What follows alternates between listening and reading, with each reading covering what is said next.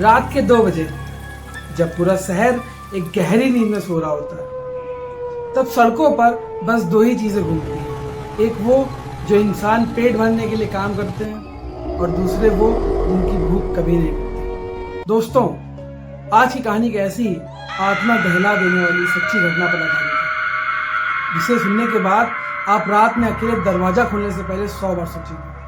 स्वागत है आपका अमित डार्क टेल्स में। डरने के लिए तैयार हो जाइए। चलिए स्टोरी को स्टार्ट करते हैं।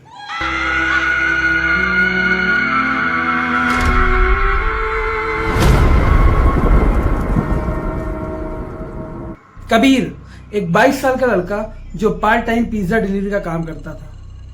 उसे रात की खामोशी बहुत पसंद थी, पर उसे नहीं पता था कि ये जो खामोशी है उसकी एक दिन जान की दुश्मन बन जाएगी। एक रात कबीर को एक ऑर्डर मिला जिसकी लोकेशन लखनऊ के कुकरेल जंगल के पास एक बहुत ही सुनसान इलाके की थी। जैसे जैसे कबीर शहर से दूर जा रहा था, स्ट्रीट लाइट्स कम होने लगी थी।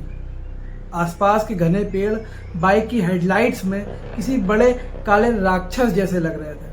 अचानक हवा में एक अजीब सी सड़ी हुई बदबू आने लगी। मैं उसे एक घने अंधेरे में ले गया, जहां एक बेहद पुरानी खंडर हो चुकी हवेली थी। उस हवेली के बड़े बड़े गेट जिस पर जंग लगी हुई थी।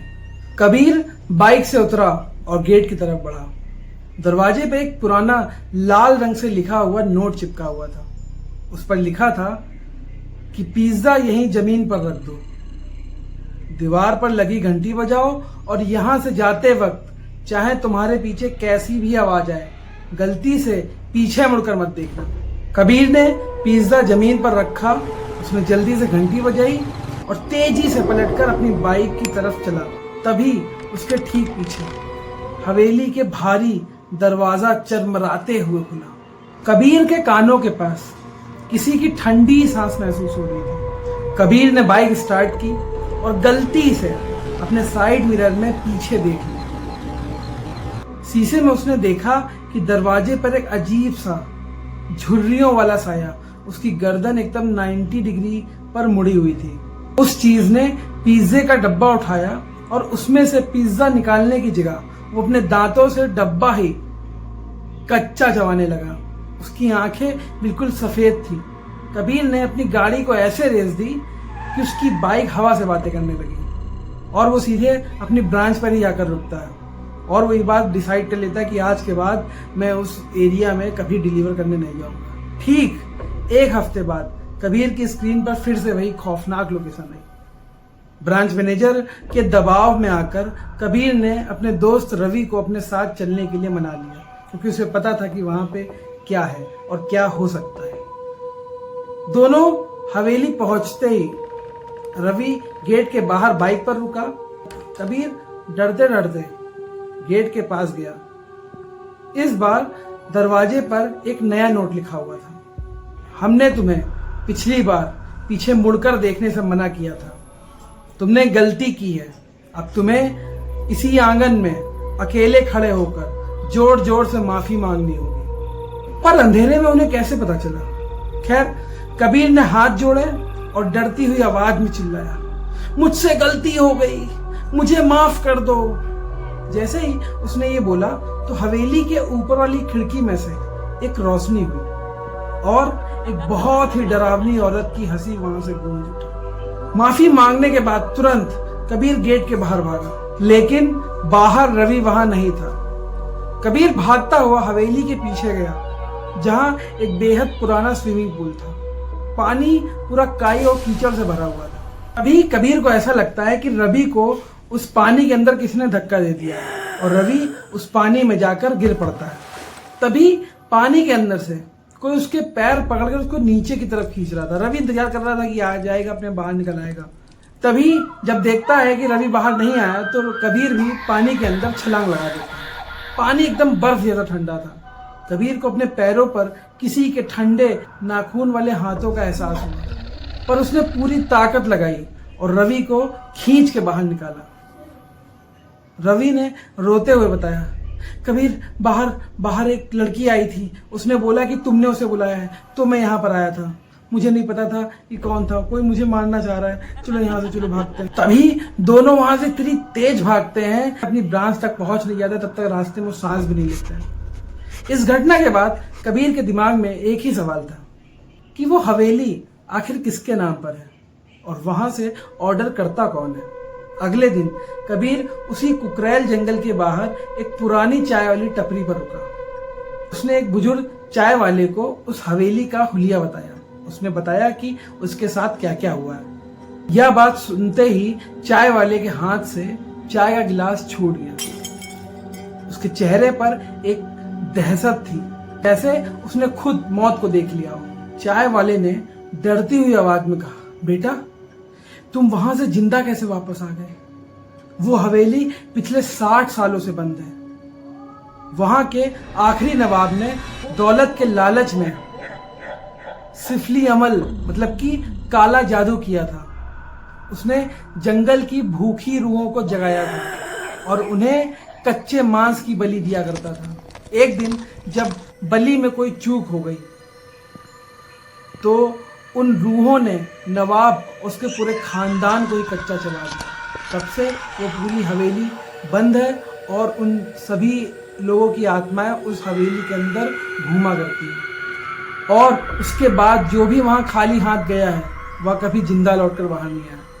कबीर को सब समझ में आ गया कि वो पिशाच पिज्जा के अंदर रखे नॉनवेज की वजह से ही उसको छोड़े हैं और उसकी जान बच पाई है।